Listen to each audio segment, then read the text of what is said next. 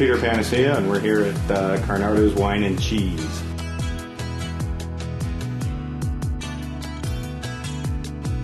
So, whenever you go and buy a wine, be it from a retailer, a restaurant, anywhere you go, don't be intimidated by it. All it is spoiled grape juice.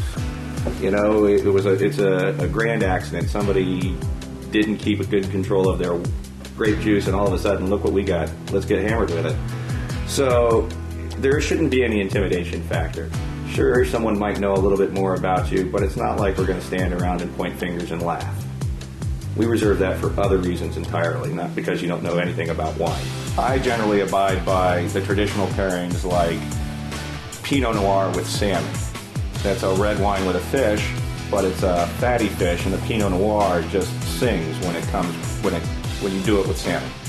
You can get a big oaky California Chardonnay, and it should hold up to your steak.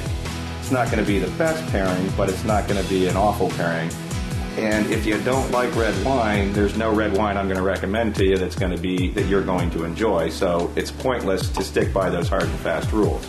You know, go with your own taste as far as the rules that you like, and it's going to vary and it's going to evolve over time. So, traditionally it's from the sweeter wines to the drier wines, but they can come full circle again and again.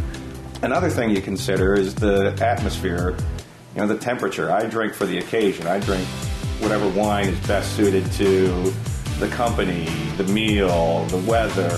If you're having a steak or a burger out in the backyard, you sure as hell don't want a big, heavy Cabernet, which would be the recommended wine.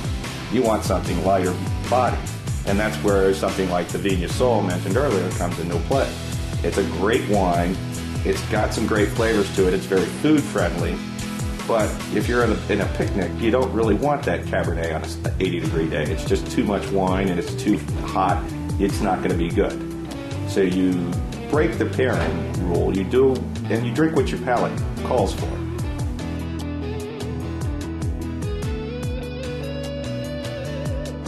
If someone comes into Carnardo's and wants White Zinfandel, they're screwed because we don't even stock it. So I have to steer them towards a sweet white wine, because I don't have the sweet pink wine. I've got dry pink wine, I've got sweet white wine, but I don't have any sweet pink wine. So I would steer them towards wine. Well, it is. I would steer them towards a Moscato d'Asti or a sweeter Riesling from California.